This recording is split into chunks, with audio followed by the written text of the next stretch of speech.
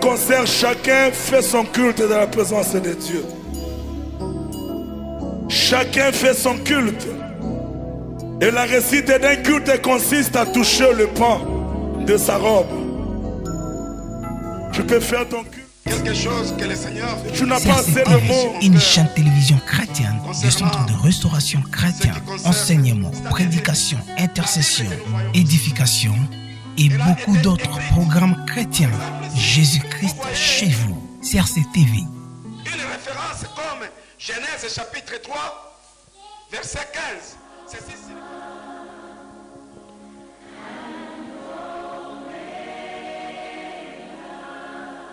Bonjour frères et sœurs. Nous avons un bon moment, un moment que nous avons prévu pour notre enseignement du jour. Nous allons prier tout au long.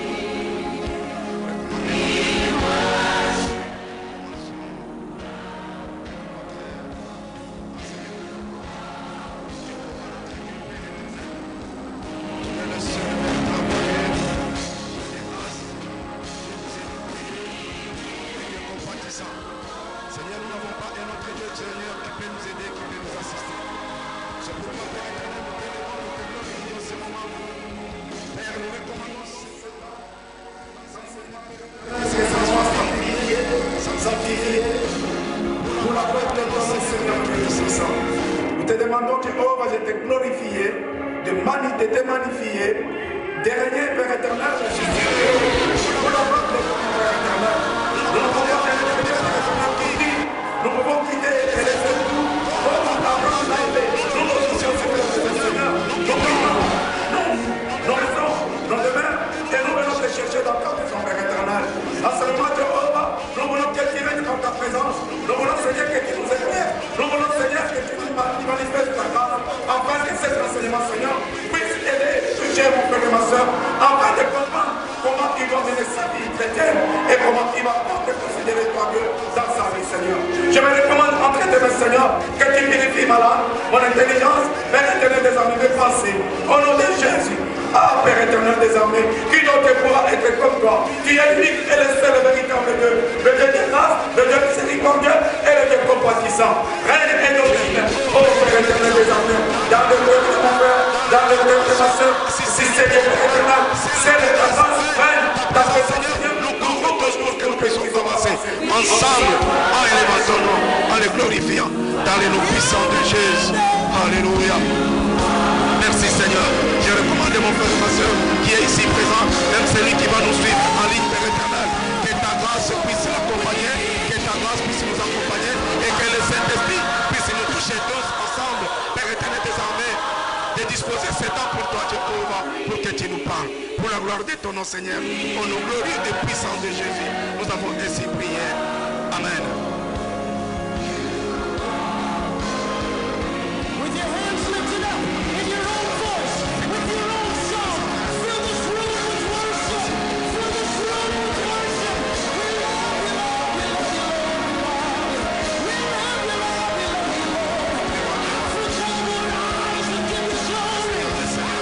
Saint-Esprit règne et domine, Père éternel des armées, et que ces lieux soient couverts par ta présence, et que ces lieux soient, Père éternel des armées, manifestés par ta parole à cause tirée. Rameni gloristi forabaisti. Père éternel des armées, nous sommes là pour toi. Nous sommes là pour toi, manifeste-toi. Manifeste-toi, Seigneur Dieu. Nous voulons que chaque frère et chaque sœur, Père éternel, puisse sentir ta présence, puisse palper ta présence. Oh Jéhovah, que ta gloire, Père éternel, remplisse ces lieux, touche mon frère et ma soeur, là où il est, Père éternel des armées, dans le nom de Jésus, dans le nom de Jésus. Saint-Esprit de Dieu, agis, Saint-Esprit de Dieu, parle, Saint-Esprit de Dieu, communique, Saint-Esprit de Dieu, oriente, Saint-Esprit de Dieu, dirige, Saint-Esprit de Dieu, dispose de nos cœurs et nos âmes pour la gloire de nos Seigneur. Oh, Amen, glorie. Alléluia. Dieu vous remercie. Alléluia. Nous t'élèvons, Seigneur. Alléluia.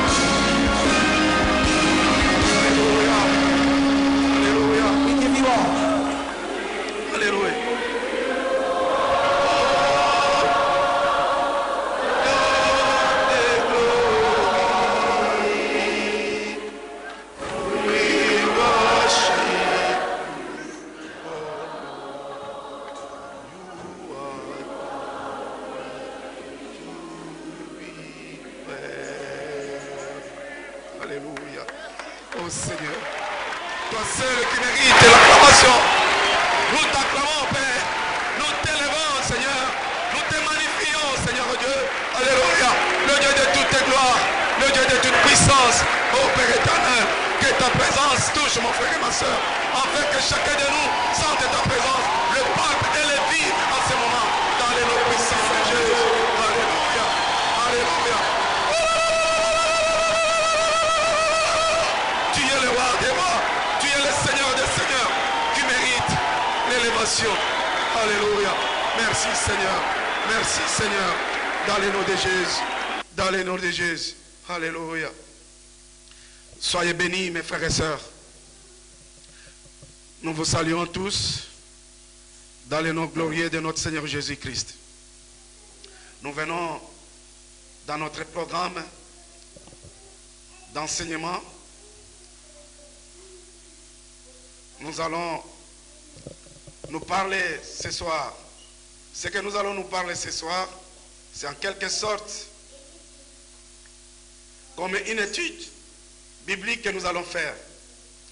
Nous allons essayer de se parler, de se dire quelque chose que le Seigneur a mis sur mon cœur concernant ce qui concerne sa parole. Comme vous le savez, mon frère et ma soeur, nous allons mis sur mon cœur concernant les enfants de Dieu. Et nous avons besoin d'être éclairés, d'être enseignés, d'être informés, d'être instruits. C'est très important pour chacun de nous pour comprendre comment il doit mener sa vie chrétienne et savoir à quoi s'attendre. Alléluia. Si nous sommes là aujourd'hui, cet après-midi, c'est pour que nous puissions nous parler de ce qui concerne la Bible. Nous allons parler de la Bible. C'est pourquoi nous avons intitulé notre thème de ce soir, la Bible, un livre pas comme les autres. Amen. La Bible, un livre pas comme les autres.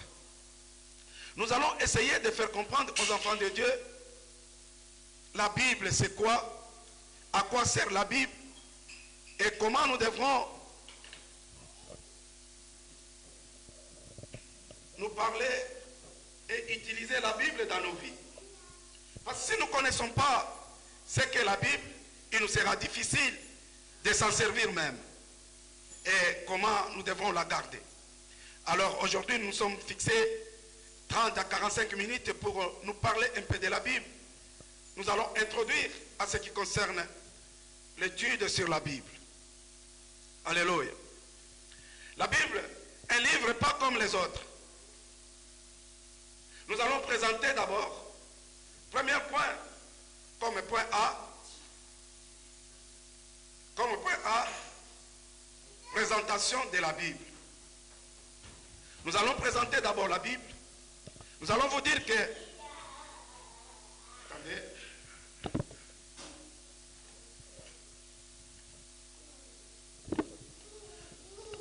à ce qui concerne la présentation de la Bible, nous allons dire que la Bible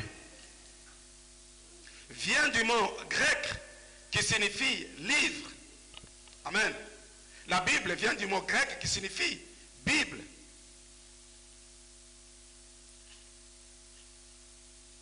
Je disais, la Bible vient du mot grec qui signifie livre. C'est pourquoi nous appelons souvent la Bible les Écritures saintes.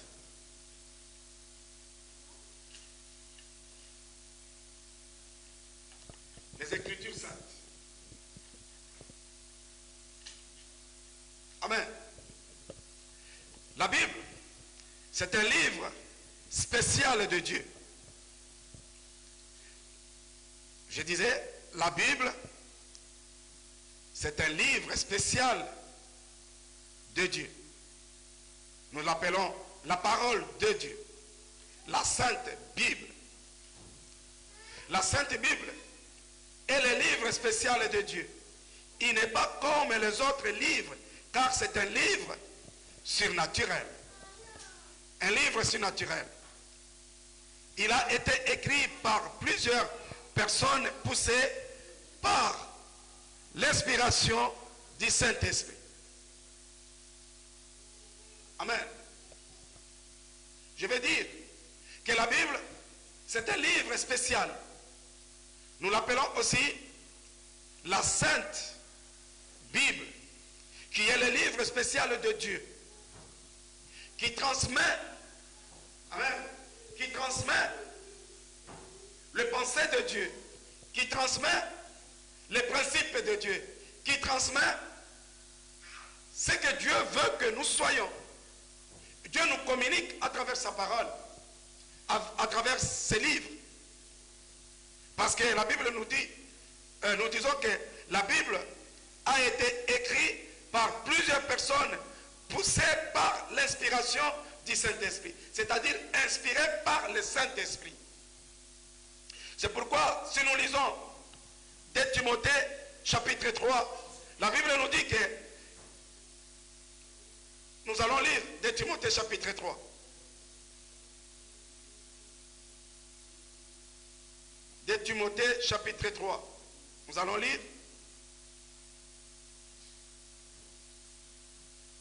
les enfants, laissez les bruits là-bas s'il vous plaît. Nous allons lire 2 Timothée chapitre 3 verset 16. 2 Timothée chapitre 3 verset 16. Je vais lire dans le nom de notre Seigneur Jésus-Christ. Je lis parole de vie.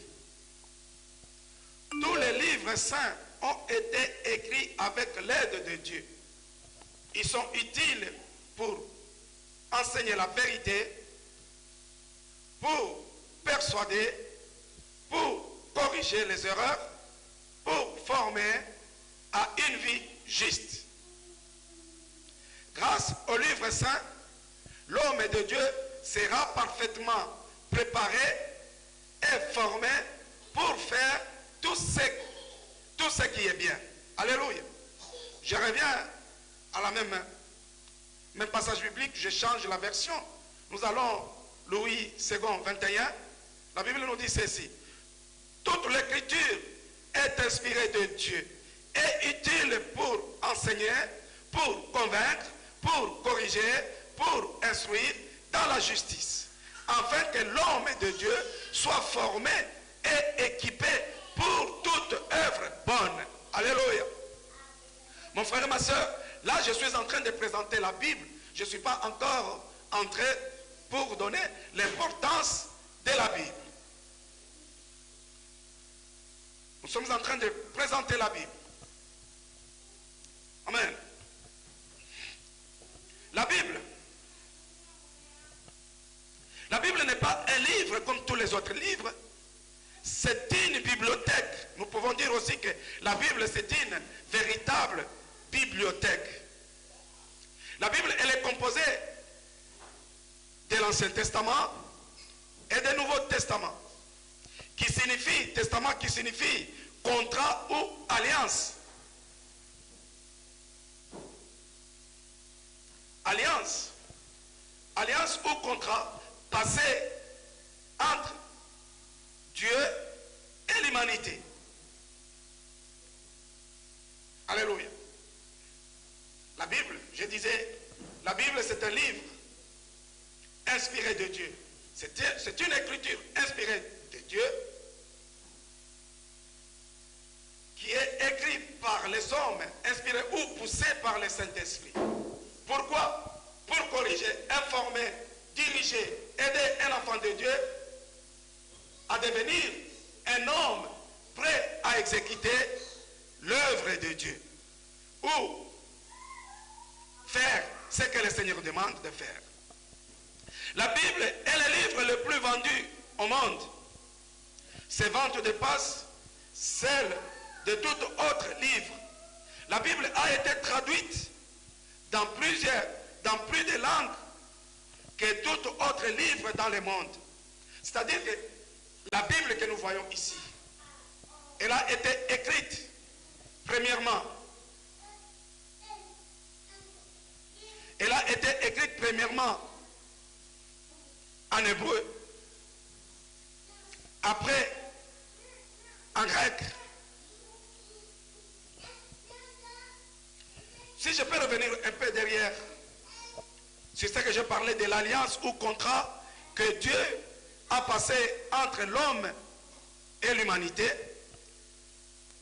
Dans celle-ci ou dans l'alliance de Dieu, dans l'alliance ou dans le contrat, Dieu explique, ou Dieu explique comment il faut se conduire pour être sauvé de ses péchés et de la mort spirituelle. C'est-à-dire la Bible, il y a les principes que Dieu a mis en place, il y a les pensées de Dieu, il y a les instructions de Dieu que Dieu a mis en place pour permettre à l'homme ou à l'humanité de se débarrasser, de se sauver, comment il doit se comporter pour qu'il soit sauvé du péché et comment il doit être sauvé de la mort. C'est ça la Bible. C'est ça le contrat même, le contenu de la Bible. Amen. Nous voulons dire que le contenu de la Bible, pardon, j'arrange un peu ma table. Je pouvais dire aussi que la Bible contient les pensées de Dieu, les principes de Dieu, qui vont permettre à l'homme de vivre d'une manière que Dieu veut, pour que l'homme soit sauvé du péché ou soit sauvé de la mort spirituelle. Ainsi que vous trouverez dans l'Ancien Testament plusieurs alliances successives que Dieu a mis en place. Première alliance, Dieu l'a faite avec Noé. Ici, l'humanité n'avait pas respecté les termes du contrat ou les termes de l'alliance. Mais dans sa bonté, Dieu, comme Dieu ne veut pas que l'homme souffre ou l'homme trouve la mort, Dieu a continué toujours à attirer l'homme. Comme la Bible nous le dit, si nous lisons, si nous lisons Romains chapitre 2, dans son verset 4, la Bible dit que la bonté de Dieu, ou la bonté de Dieu nous permet de changer notre attitude. La bonté de Dieu, c'est cette patience que Dieu use de nous pour que nous puissions avoir le temps de se convertir et suivre Dieu. Alléluia. Je disais, première alliance ou premier contrat, Dieu l'avait fait avec Noé. Mais les hommes n'ont pas pu respecter le contenu ou les termes de ce contrat ou de cette alliance. Et du coup, Dieu a mis en place, a tissé a fait un autre contrat ou une autre alliance avec Abraham. Puis, après avec Abraham, il a fait aussi avec Moïse. Je dis, l'Ancien Testament, c'est l'alliance ou le contrat que Dieu a mis en place entre l'homme et l'humanité. Maintenant, il y a aussi le Nouveau Testament qui est l'alliance formée entre Dieu et l'humanité par l'intermédiaire de Jésus-Christ. Alléluia. Par l'intermédiaire de Jésus-Christ. Cette alliance ne nécessite pas d'être renouvelée. Parce que celle-ci, ou cette alliance, celui qui l'a accompli était parfait. Il est parfait. Il restera toujours parfait, selon que la parole de Dieu nous le dit. Les chrétiens sont appelés par le baptême à conformer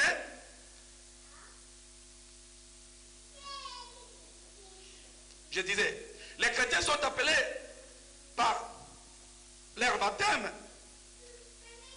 conformément ou à vivre conformément ou à conformer leur vie à celle de Jésus et à vivre comme lui, à vivre en accord avec lui comme la parole de Dieu nous le demande de faire. ainsi que le Nouveau Testament ne remplace pas, je vais te dire aussi qu'il faut savoir aussi que le Nouveau Testament ne remplace pas l'Ancien Testament, car l'Ancien Testament, c'est l'Ancien Testament qui lui donne son sens, son existence même. Le Nouveau Testament est l'accomplissement en plénitude de l'Ancien Testament en Jésus-Christ. Il faut aussi savoir que les Juifs qui n'ont pas reconnu le Messie en Jésus-Christ ne lisent que l'Ancien Testament, tandis que les chrétiens lisent l'Ancien Testament et le Nouveau Testament.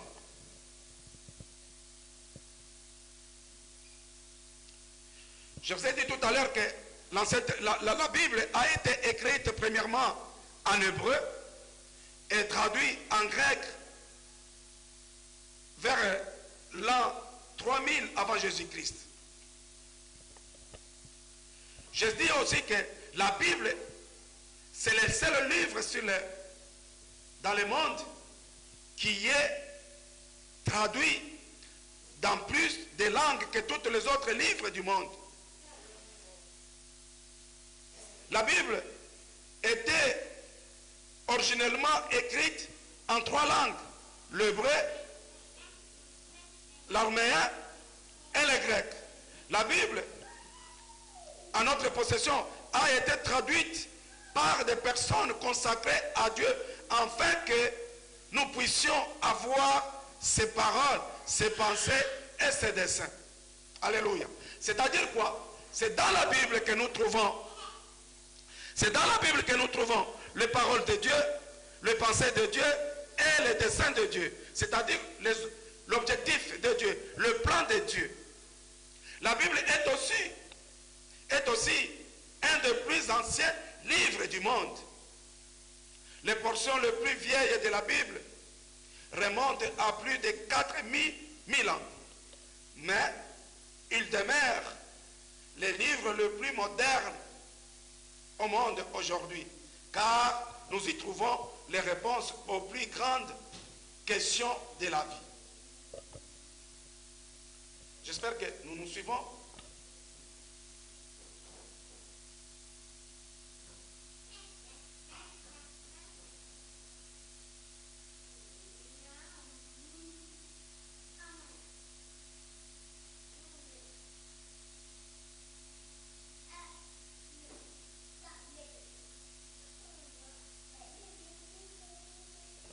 Amen. Je reviens parce que j'ai un problème sur ma vision ici. Je disais ceci. La Bible, c'est l'un des livres les plus anciens du monde. Mais nous l'appelons notre livre. La Bible, elle n'est pas ancienne. On ne peut pas la considérer ancienne parce qu'elle est plus moderne que tous les autres livres. Parce que la Bible existe les mêmes choses qu'elle a parlé il y a de cela, je ne sais pas combien d'années. Elle parle les mêmes choses, ce sont les mêmes choses que nous vivons même actuellement. Et dans la Bible, nous trouvons des questions, des réponses aux questions de la vie. Par exemple, d'où est-ce que je viens? Pourquoi je suis ici? Et où est-ce que je vais aller? Les 3 questions qui dirigent le monde, qui définissent le temps, nous les trouvons dans la Bible. Et ces réponses, nous les trouvons aussi dans la Bible. D'où je viens, où je suis, pourquoi et comment je suis ici, et d'où je vais, et où je vais. Alléluia. Cela donne les questions. C'est la vie humaine se trouve dans ces 3 questions. Même si la Bible est composée de 70 livres, elle a un thème central, le plan conçu par l'amour de Dieu pour sauver l'humanité. Alléluia. Mais les gens peuvent me demander pourquoi ils veulent nous parler de la Bible. Parce que beaucoup de chrétiens, si on lui pose la question aujourd'hui, la Bible est constituée de combien de livres? Il est difficile. il est difficile qu'on donne une réponse d'une manière à l'aise. Beaucoup de gens ont du mal à donner des réponses. Alléluia. Mais moi je vais te dire que la Bible est constituée de 70 livres. Mais même si elle est constituée de 70 livres, l'idée majeure, l'idée principale ou le thème principal de la Bible est fondé sur l'amour. Est fondé sur le plan. Le plan est conçu par l'amour de Dieu pour sauver l'humanité. La Bible parle comment, nous montre comment Dieu cherche à sauver l'humanité. Vous trouverez au début de la Bible une liste de 70 livres ou 70 livres qui la composent. Vous verrez que je vais prendre la Bible pour essayer un peu d'expliquer. Je prends la Bible.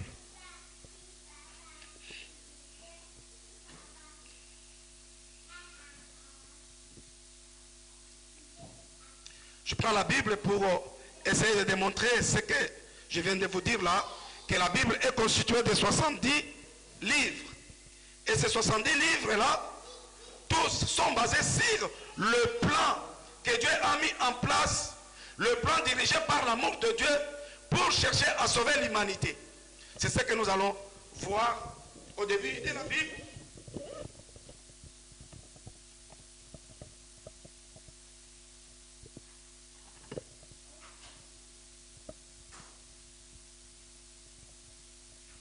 Au début de la Bible, comme ça, on voit les 70 livres qui composent la Bible. La Bible est divisée en deux sections. Comme je vous ai dit tout à l'heure, que la Bible est divisée en deux sections. Première section, c'est l'Ancien Testament. Et la deuxième section, c'est le Nouveau Testament. Je vous ai dit tout à l'heure que l'Ancien Testament, nous pouvons aussi l'appeler comme l'Ancienne Alliance. Amen. L'Ancien Testament, nous pouvons l'appeler comme Ancienne Alliance. Nous avons dit tout à l'heure que l'Alliance ou les contrats, les testaments, nous pouvons l'appeler aussi comme un contrat. Un contrat, là où Dieu, l'alliance que Dieu a mis en place entre lui, Dieu, et l'humanité. Dans celle-ci, Dieu explique comment il faut se conduire pour être sauvé de ses péchés et de la mort spirituelle. C'est-à-dire que, comme nous avons dit que la Bible, on y trouve 70 livres, et ces 70 livres, tous sont basés sur le plan de Dieu, que Dieu a conçu dans l'amour pour sauver l'homme, pour sauver l'humanité. Amen. Nous disons aussi, chaque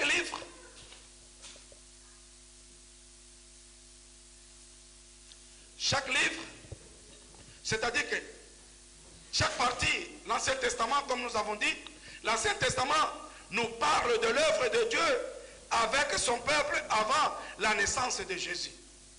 L'Ancien Testament, c'est ce qui a défini le Nouveau Testament. C'est-à-dire que le Nouveau Testament est venu accomplir avec plénitude l'Ancien Testament. Et dans l'Ancien Testament, on nous parle beaucoup comment Dieu a vécu, comment Dieu a fait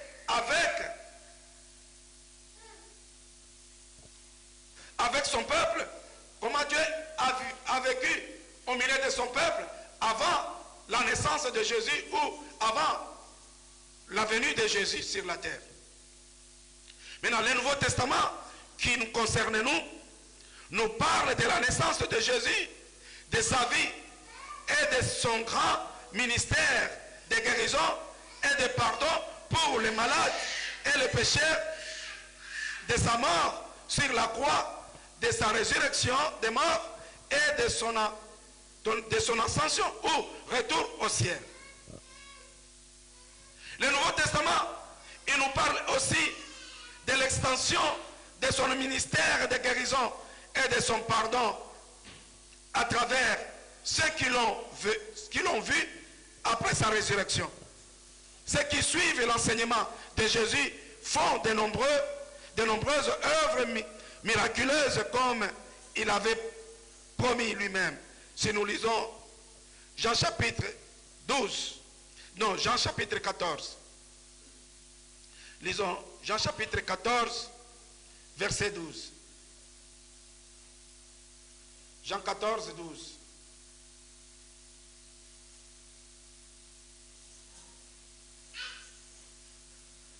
Jean 14, verset 12.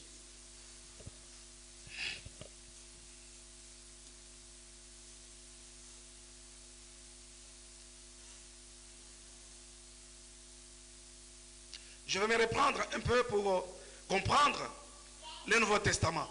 Le Nouveau Testament nous parle de la naissance de Jésus, de sa vie, de son grand ministère de guérison et de pardon pour les malades. Et le pardon pour les malades et les pécheurs. De sa mort sur la croix, de sa résurrection des morts et de son ascension, retour au ciel.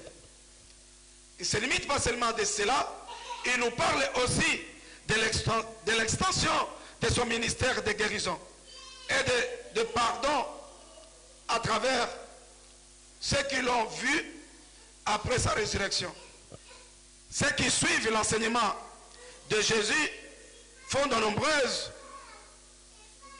œuvres miraculeuses comme il avait promis en Jean chapitre 14 verset 12. Nous lisons dans le nom de notre Seigneur Jésus-Christ. La Bible nous dit ceci. En vérité, je vous l'ai dit, celui qui croit en moi fera aussi les œuvres que j'ai faites. Et il en fera même de plus grandes parce que je vais vers mon Père. Tout ce que vous demanderez à mon nom, je le ferai afin que la gloire du Père soit révélée dans le Fils. Alléluia. Ça c'est Jésus. Dans son ministère sur la terre, son ministère était de nous montrer son pardon. Son ministère c'était de nous guérir, c'était de nous réconcilier avec Dieu, c'était de nous sauver. Et il nous a promis que si nous croyons en lui, nous ferons les œuvres, beaucoup d'œuvres que ce qu'il en a fait lui-même. Alléluia.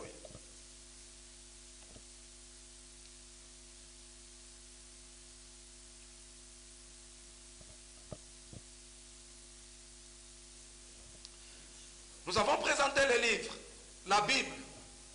Notre premier point, c'était le livre, la présentation de la Bible. Nous avons dit que la Bible est un livre spécial de Dieu. La parole de Dieu, la Sainte Bible. Maintenant, nous venons sur le deuxième point, l'étude de la Bible. Alléluia. L'étude de la Bible. L'étude de la Bible. La relation la plus importante que nous pouvons avoir pendant notre vie est avec Dieu. Alléluia. C'est-à-dire la relation la plus importante de l'homme sur la terre, de son existence sur la terre, est celle de Dieu et l'homme. Alléluia. C'est-à-dire que la relation la plus importante que vous pouvez avoir pendant votre vie est celle avec Dieu, en lisant la Bible. Notre relation que nous devrons avoir avec Dieu, c'est en lisant la Bible. Vous pouvez comprendre la nature de Dieu. Alléluia. C'est-à-dire qu'en lisant la Bible, nous pouvons comprendre la nature de Dieu, ses pensées, ses desseins, ses promesses pour nous. Alléluia. C'est en lisant la parole de Dieu que nous découvrirons les pensées de Dieu pour nous. les desseins de Dieu pour nous et tout ce que nous pouvons. Dieu a prévu pour nous.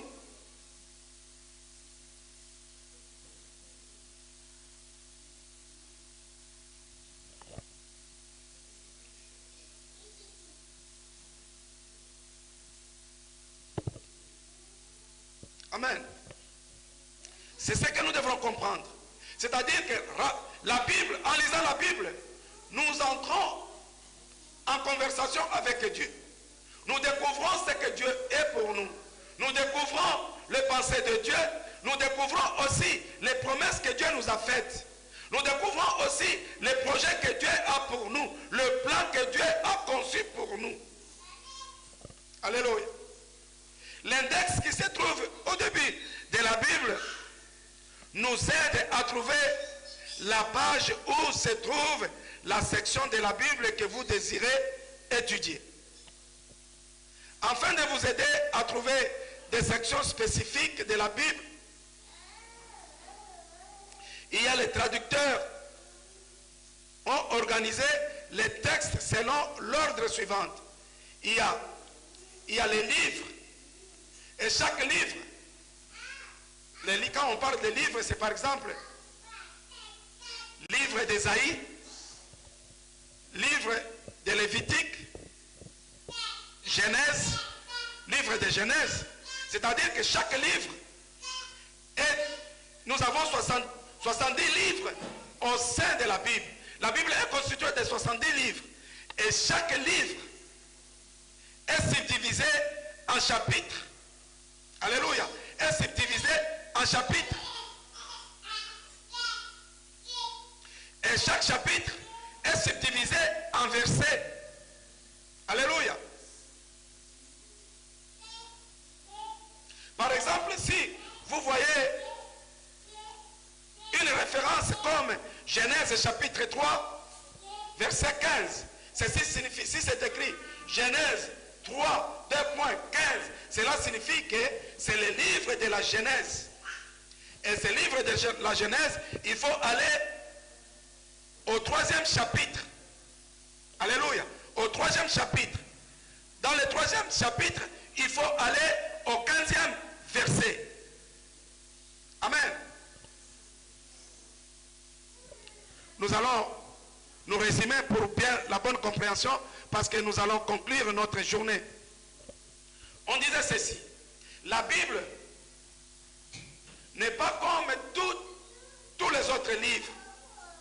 La Bible vient du mot grec qui signifie livre.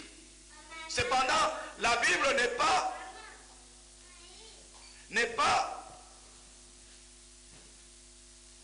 la Bible n'est pas un livre comme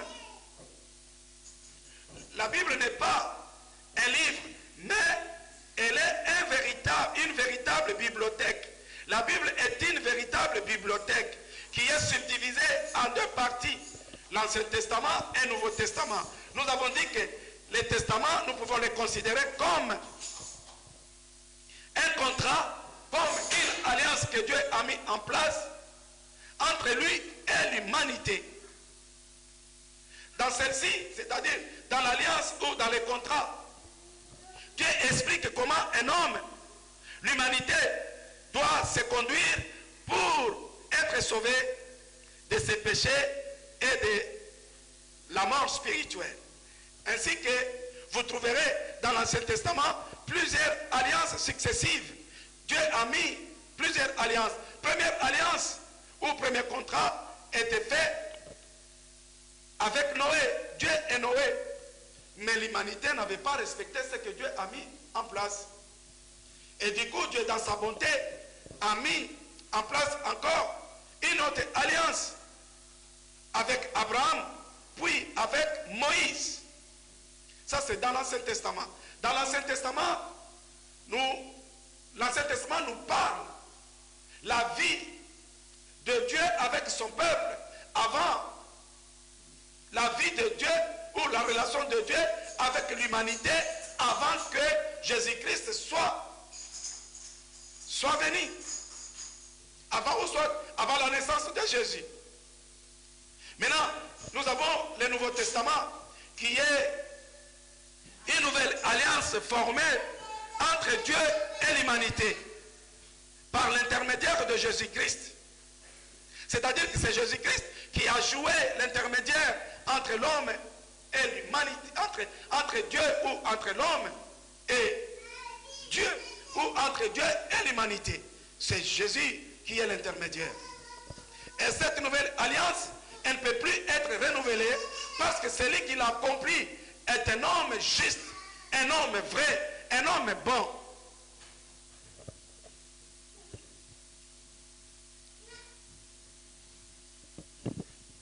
Maintenant, nous avons dit que les chrétiens sont appelés par leur baptême à se conformer, à conformer leur vie ou à vivre conformément, en conformité avec la vie de Jésus-Christ, ou à essayer, à imiter, à calquer leur vie sur la vie de Jésus-Christ.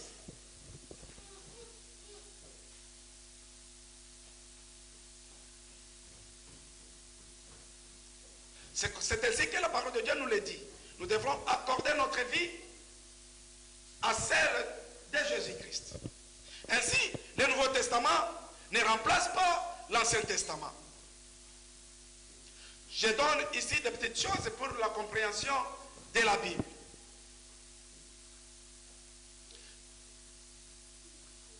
Vous savez aussi, il faut épingler aussi que les Juifs qui n'ont pas reconnu le Messie en Jésus-Christ ne lisent que l'Ancien Testament.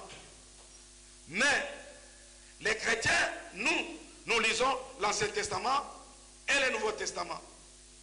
Nous avons dit aussi que la Bible a été traduite en premier lieu en hébreu, après en grec, vers l'an 3000 ans avant Jésus-Christ. Nous avons dit aussi que la Bible a été écrite par plusieurs personnes poussées par l'inspiration du Saint-Esprit. Cela, c'est 2 Timothée chapitre 3, verset 16 qui nous le dit. Que toute écriture est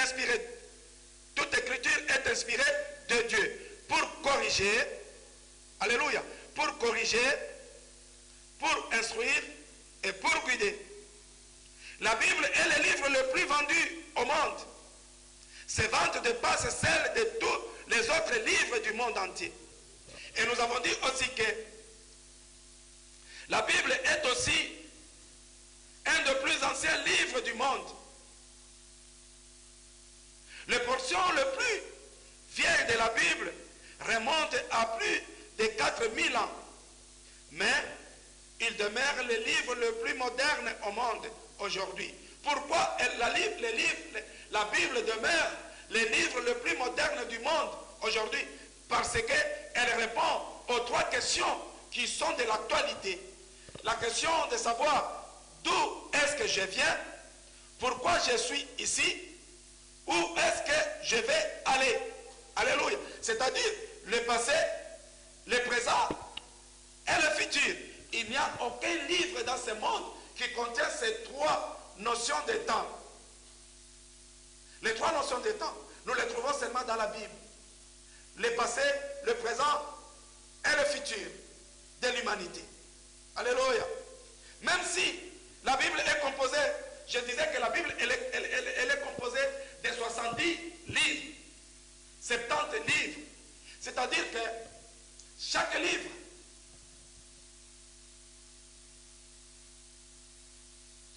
les 70 livres, tous ces 70 livres tournent tout autour ou parlent toujours du plan de Dieu que le plan de Dieu a conçu dans son amour pour sauver l'humanité.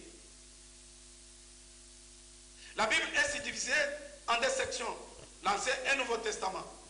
L'Ancien Testament nous parle de l'œuvre de Dieu avec son peuple avant la naissance de Jésus-Christ, et le Nouveau Testament nous parle de la naissance de Jésus, de sa vie, de son grand ministère de guérison et de pardon pour les malades et les pécheurs, de sa mort sur la croix, de sa résurrection des morts et de son ascension ou retour au ciel. En même temps, dans le Nouveau Testament, nous parle aussi de l'existence de son ministère de guérison et de pardon à travers ceux qui l'ont vu après sa résurrection. Ceux qui suivent l'enseignement de Jésus-Christ font de nombreuses œuvres miraculeuses comme il avait promis. Si nous lisons, nous avons lu tout à l'heure Jean chapitre 14 verset 12. Nous disons aussi que l'enseignement de ceux qui l'ont vu après sa résurrection des morts se trouve dans les épîtres. Ou les épîtres, ce sont des lettres que les apôtres de notre Seigneur Jésus-Christ ont écrites. Celles-ci ont été écrites pendant les 50 premières années qui font suite à la résurrection de Jésus. Ils constituent près de la moitié du Nouveau Testament. Alléluia. Nous avons dit aussi que nous avons donné premier point, les livres, la présentation de la Bible. Deuxième point, nous avons dit l'étude de la Bible. Nous avons dit que l'étude de la Bible nous donne la relation la plus importante que vous pouvez avoir pendant votre vie et avec Dieu. Cette relation, nous l'avons en lisant la parole, en lisant la Bible. En lisant la Bible, nous découvrons ou nous affermissons notre relation avec Dieu. En lisant la Bible, nous découvrons ou nous comprendrons aussi la nature de Dieu, ses pensées, ses desseins, ses promesses pour nous, ce qu'il a fait pour nous. Parce que pour avoir une bonne relation avec quelqu'un, il faut comprendre ses pensées, comprendre sa nature et aussi découvrir les promesses que vous pouvez vous faire. Cela peut consolider ta relation avec l'homme. J'ai dit tout à l'heure que la Bible est constituée de livres. Par exemple, les livres de Genèse, les livres de Timothée, les livres de Lévitique, les livres d'Ésaïe, les livres de Psaumes, les livres de Proverbes. Dans les livres, chaque livre est constitué de chapitres. Et chaque chapitre est constitué de versets. Si tu vois un endroit où c'est écrit Genèse, par exemple, Genèse 3, 2.15, ça signifie Genèse, le livre de Genèse, dans son 3e chapitre, et voir le 15e verset. Alléluia. C'est-à-dire Genèse chapitre 3, verset 15. Amen. Voilà, c'est ce que nous devrons parler pour aujourd'hui concernant la Bible. Maintenant, le mercredi prochain, nous allons parler de la plus grande promesse au monde. On le trouve toujours dans la Bible. Le but de la Bible ou le but de la parole de Dieu. Après, nous parlerons aussi. La parole de Dieu produit la vie. Ce que la parole de Dieu nous produit en nous. Vraiment, que le Seigneur vous bénisse dans le nom de notre Seigneur Jésus-Christ. Merci à toi qui nous as suivis. Merci à celui qui va nous suivre. Vraiment, c'est très important de comprendre la Bible. Comment la Bible est constituée pour vraiment étudier la Bible. Et si tu veux améliorer ta relation avec Dieu, il faut comprendre, il faut connaître la Bible. Et pour connaître la Bible, pour la bien lire, il faut connaître comment et combien. Elle est constituée de combien de lettres, combien de chapitres, combien de versets et comment elle est subdivisée. Et ce que ça présente. Merci dans le nom de notre Seigneur Jésus. Je vous bénis tous. Nous allons prier et nous allons nous allons finir avec ces cantiques.